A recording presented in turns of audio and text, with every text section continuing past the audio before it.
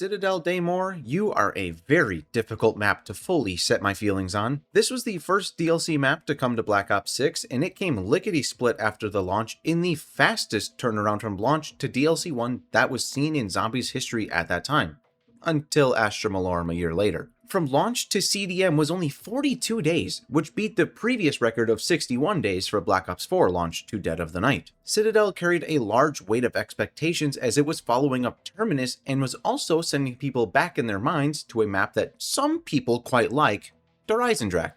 Could this new age castle map stand up to the hype and plant its flag as a top tier map, or did it miss the mark? We will talk about that today as I return to CDM following the request of one of you awesome viewers. Thank you for the suggestion. This one is for you. And if there's a map you'd like to see me return to that I haven't yet covered, let me know below to get added to the queue. Without further ado, let's Citadelle our Daymore.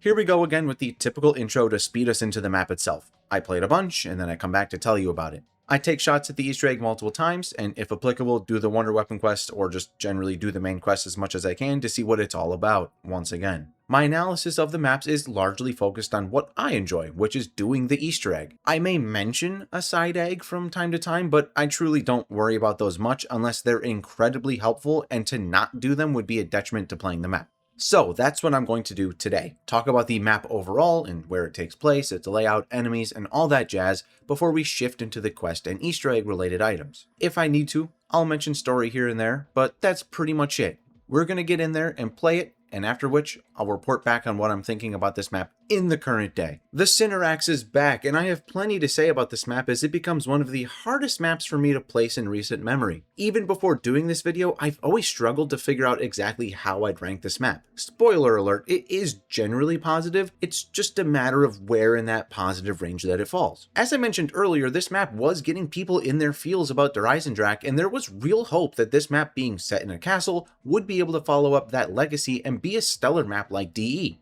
Now, that ultimately didn't become the case. It certainly didn't take over DE in the general player base's hearts, but that doesn't mean it's bad. Comparing it against one of the best maps ever is going to be a losing battle 99% of the time. Say what you will about nostalgia and reusing locations or even concepts of locations, but for me, there are ways to be inspired by previous work and spin it in a positive or even a better way. For example, Ashes of the Damned is clearly inspired by the concept of transit, but it does everything so much better than the original without stepping on its toes or being a direct remake. Here again with Citadelle Daymore, it is inspired by the idea of being at a castle, having 4 elemental wonder weapons just like DE, but after that, they become very different maps. These kinds of things are inspirations that I don't mind because they aren't a simple remake or a slight touch-up of a previous map. This is a different map with a different identity to DE. All of that to say, I don't view this map as attempting to be DE or even be better than it.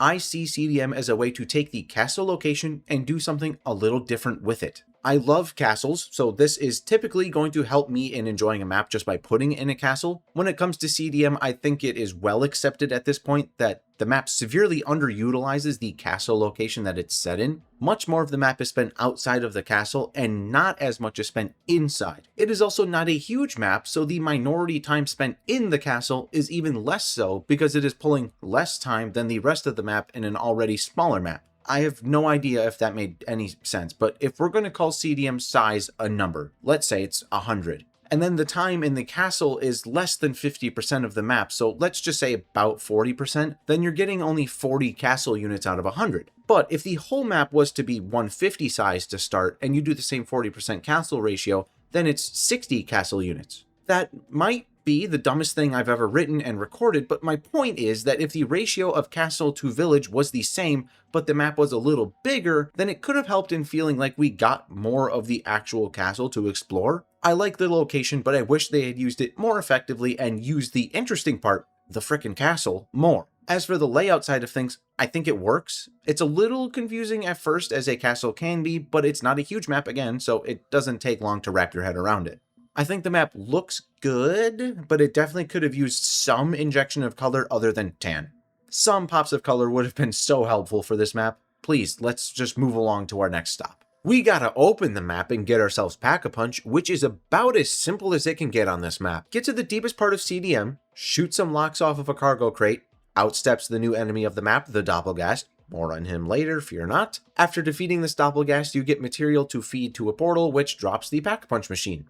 Simple, easy, great. We get our needed Pack-a-Punch, and we experience the new enemy. Back to our friend the Doppelgast. Let's talk. If you've been around this channel for a little while, you may remember my Doppelgast crash out after the release of Reckoning. I was fed up with these guys at this point and was frustrated with how overused and spammed they had become. Citadelle de Morts was their first appearance, however, and I do think that they work here. Like the Amalgam before it, it's a mess of a creature that chases you. The Amalgam is slow and chunky, the Doppelgast is fast and sleek. They're great opposites, and having them both here is a good thing overall in my opinion. I do find it a tad annoying that they chose to pair the Doppelgast with the wonder weapons of the map being melee based. When you eliminate a Doppelgast, they explode, and if you're in that radius, you are damaged and slowed. Why did we pair these with a wonder weapon that's a sword where, you have to be close? Generally, you've got enough time to get away, but if you don't eliminate them, they can still do their short-range attack to slow you and damage you, just like their death explosion. Nothing major here as a complaint, but I do think it was an odd choice, and this is a nitpick. At the end of the day, when it comes to this map specifically, I think the Doppelgast was a good enemy to add. I just wish Treyarch relaxed and didn't go Super Saiyan with these guys in future maps. Okay, let's cover those things that we call wonder weapons. Swords. Very fitting for the theme of this map, so well done Treyarch. Then even better than that is that they're a set of 4 wonder weapons to be upgraded and each do their own unique thing. My personal favorite being the Raven, but the strongest is arguably the Lion, and it's a close second for my favorite in my eyes. All of the swords are pretty good or great, which is awesome to see. Don't sleep on the Stag for boss damage with its special ability either. It's quite good for that. This was a perfect pairing with the newest perk in Black Ops 6 of Melee Macchiato, which I love seeing it be given a direct purpose through these swords. Even better is honestly that it didn't launch with this map. You got it at the launch of the game, which means you had time to get augments done for it before this map came out, and you kind of wanted those augments for sure. These swords did start weaker at launch, but thankfully Treyarch had their heads screwed on correctly at that time, and they were willing to buff wonder weapons to make them better and way more fun to use because of that. The other fantastic thing that these swords did was add in a map-specific equipment with the incantations. Folks are always asking for map-specific items, equipment, weapons, streaks, so when we get them in Modern Zombies, it is great to see. These are not my personal favorite pieces of equipment in the world, but they are fun and they pair with the swords really well. If I had to complain about the swords, I would say that like most wonder weapons that have a special ability, it is not made clear when that ability is ready to be used. Many times I feel I've done enough to recharge, all to activate it and look like an idiot in front of the zombies when nothing happens. Anywho, great wonder weapons, they're fun to use and fit the theme, so I'm all on board with them. This Easter egg for Citadelle de Morts was one that when I first did it, I started to get excited because I was starting to get things that I liked from Easter eggs that I hadn't really seen since Black Ops 4. For example, grabbing a handful of items like the pages, which you later use for a step involving those being symbols that you track down through traps. You've also got these 6 vials with symbols that you have to input on the wall. I like when Easter eggs go the more mystical route and you're hunting runes and other types of symbols. I also like when it's just goofy and fun steps. It's more interesting to me, so I felt like this was a good step back in the right direction by incorporating some of those elements into this Easter egg. Mainly the mystical type of steps. Overall, I'd say it's a good egg, but my biggest complaint is the requirement to get all of the swords upgraded and incantations unlocked. I love sets of wonder weapons. I don't usually love being forced to unlock all of them just to do the Easter egg. Maybe that's just me, but that's where I'm at. It's easily the thing I look forward to the least when it comes to doing this Easter egg. I just want to get the sword that I plan to use and then get moving with the egg rather than feeling like I'm wasting my time getting these swords that I'm not going to use in this run. All told, I'd say it's a good Easter egg, and as I mentioned, I thought it was putting us back on the right path. We don't have to talk about how the tomb shit all over that idea, but for a brief time, I was excited for the future because of this map. Nowadays, I think it's just a solid Easter egg, nothing crazy, and it's definitely not bad. Remember that big old statue in the middle of spawn? Well, guess what? That's your daddy now as he brings you into his lair for the boss fight. Pause! Before the fight, I have to talk about this and ask what other people are thinking about it. There became a lot of discussion about seeing the boss of a map before fighting it, and that really ramped up here. Terminus, we had an idea that it would be a squid, but here it was a full-ass statue in the middle of spawn that showed the boss early. Then of course there's also Shattered Veil, which had the T-Rex skeleton become the Z-Rex. Black Ops 7 has Cartheris and Dravakar shown, but not Vaetherion or the Dark Heart. I go back and forth on this issue, and I think I'm not opposed to seeing the boss before a fight, so long as it isn't every single time and they mix it up. Paradox Junction, we didn't know the boss, but everyone assumed that it'd somehow be the Mushroom Cloud because we were expecting that we'd see the boss early. I actually like that by mixing it up, it can create those moments where we think it's gonna be one thing and it ends up being something else. I think it would be better to be a little less obvious about it at times, but for me, I am okay with sometimes seeing the boss early if other maps mix it up as well. Where do you stand on the issue? Are you all about not showing the boss? Do you not care? What are we thinking? Back to the actual fight for CDM though, it is the Guardian, and not like a Destiny Guardian, RIP, but a big boy built of stone. This is a typical multi-phase fight that slowly ramps up the difficulty with more enemies, a tightening arena, and a faster boss as it goes on. I love the location and the aesthetic of this fight, but I've never found this one to be all too difficult. I think it's pretty well balanced, to be honest. It keeps you focused, but it isn't going to beat the snot out of you most times if you play it right. It is lacking in unique mechanics, which would be my biggest drawback probably. There's the boss, he is chasing you,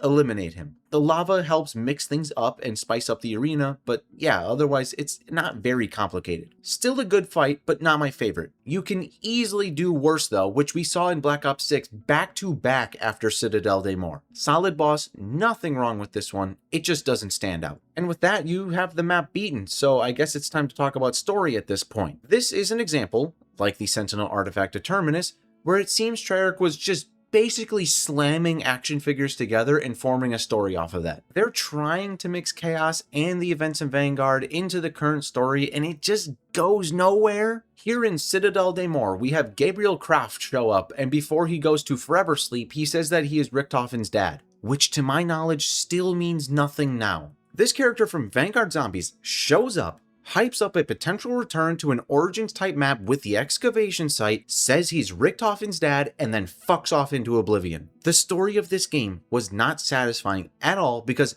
nothing that happened felt like it meant anything. Black Ops 7, in contrast, is clearly working towards a goal through the Warden and the Shadowsmiths, and that keeps me engaged in the rest of the story. Here, it's a boring, stretched out goose chase for the Sentinel Artifact and being able to use it. CDM was the first stop along that very boring path. The story just doesn't land. It's great that we eventually got into the Dark Ether through the Sentinel Artifact and all, but it was a long and boring process, which kinda started here. That, though, is Citadelle de Morts, and coming up on my final thoughts, I don't know, I have a hard time with it. This could go many ways, but this is what I'm gonna do. So many aspects of this map outside of the story are really good, and would add up to maybe an S tier map for me most times. The wonder weapons are great, it has a neat location, even if it's not utilized to its full potential. The Easter egg is solid for the most part, and it has a really cool boss fight. There is something about this map that simply isn't as engaging as I would like it to be, and for that reason, instead of me calling it an S tier map, I will go ahead and place it in A. Currently, that makes it the highest ranked return map in this series, a little bit ahead of where I placed Mauer in B. I still stand by that if Mauer were brought into Black Ops 7, it would likely land ahead of a map like Citadelle de Morts, but it is trapped in Cold War, so it stays below. Regardless, Citadelle does have some really fun aspects to it, and it is a great map within Black Ops 6. Treyarch, just make sure you port these Black Ops 6 maps forward into Black Ops 7, and a large part of the community will worship you. Myself included, probably. What did you think of Citadelle de Morts? Is it a map you liked at launch? Do you like it more or less now than you did back then? Let me know in the comments below. I look forward to reading those, and I do read all of the comments. Our next stop is going to be Voyage of Despair. That does it for this video. Like and subscribe for more. I'm out of here. Until next time.